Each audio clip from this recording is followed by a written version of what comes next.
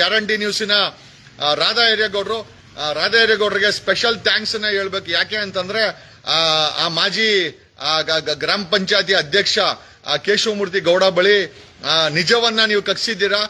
ಆ confession statement ಒಂದು ಸಾಕು. ರಾಧಾ ಹಿರೇಗೌಡರ ಮುಂದೆ ಕೊಟ್ಟಂತಹ ಕನ್ಫೆಷನ್ ಸ್ಟೇಟ್ಮೆಂಟ್ ಏನಿದೆ ಕೇಶವಮೂರ್ತಿದು, ಅದನ್ನ ಅವ್ರ ಕನ್ಫೆಷನ್ ಸ್ಟೇಟ್ಮೆಂಟ್ ಆಗಿ SIT ಪರಿಗಣಿಸಿದ್ರೆ ಖಂಡಿತವಾಗಿ ಅವನನ್ನು ಅರೆಸ್ಟ್ ಮಾಡಬೇಕಾಗತ್ತೆ. ಅವನ ಹಿಂದೆ ಆ ಕೇಶವಮೂರ್ತಿ ಗೌಡ ಹಿಂದೆ ಇರೋ ಷಡ್ಯಂತ್ರವನ್ನು ಅರೆಸ್ಟ್ ಮಾಡಬೇಕಾಗತ್ತೆ. ನಿಜವಾಗ್ಲೂ ಜರ್ನಲಿಸ್ಟಿನ ಒಂದು ಹಿರಿಮೆಯನ್ನ ಗ್ಯಾರಂಟಿ ನ್ಯೂಸಿನ ರಾಧಾ ಹಿರೇಗೌಡರು ಮೆರೆದಿದ್ರ. ತುಂಬಾ ಥ್ಯಾಂಕ್ಸ್ ರಾಧಾ ಹಿರೇಗೌಡರ. ನ್ಯೂಸ್ 18ಗೂ ತುಂಬಾ ಥ್ಯಾಂಕ್ಸ್.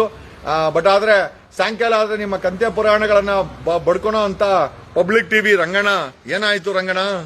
ಯಾವ ಮಟ್ಟಕ್ಕೆ ಅಂದ್ರೆ ಈ ಮಟ್ಟಕ್ಕೆ ಮಾಫಿಯಾಗಳು ನಡೀತವೆ ಅಂತ ಆಯ್ತು. ಸತ್ಯವನ್ನ ರಿಪೋರ್ಟ್ ಮಾಡಕ್ಕೆ ಎದ್ದಿತ್ತಲ್ಲ ಅಂದ್ಮೇಲೆ ಆ ಪಬ್ಲಿಕ್ ಟಿವಿನ ಏನು ಮಾಡ್ಕೊಂಡಿದ್ದೀರಾ? ಮುಚ್ಚಾಕ್ಬಿಟ್ಟು ಹೋಗಿ. ಅಥವಾ ಕೆಲವರಿಗೋಸ್ಕರ ನೀವು ನಿಮ್ಮ ಚಾನೆಲ್ ಅಲ್ಲಿ ಸಾಯಂಕಾಲ ಹೊತ್ತು ಪುರಾಣ ಹೇಳ್ತೀರಾ ಅಂತಂದ್ರೆ ಮತ್ತೆ ಇನ್ನೇನಕ್ಕೋಸ್ಕರ ಚಾನೆಲ್ಸ್ ಇರಬೇಕು? ಏನೇ ಸ್ನೇಹಿತರೆ,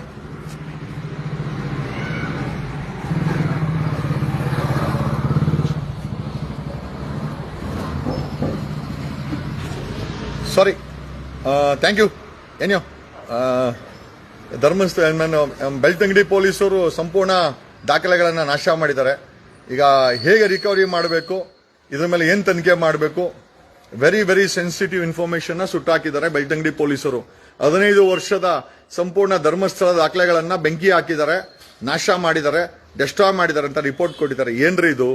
ಈ ಮಟ್ಟಕ್ಕೆ ಕೊಲೆಗಾರರನ್ನ ಪ್ರೊಟೆಕ್ಟ್ ಮಾಡ್ತೀರಾ? ಅಲ್ಲಿರುವಂತ ಬೆಳ್ತಂಗಡಿ ಪೊಲೀಸರು ನಾಚಿಕೆ ಆಗ್ಬೇಕು ನಿಮ್ಗೆಲ್ಲ.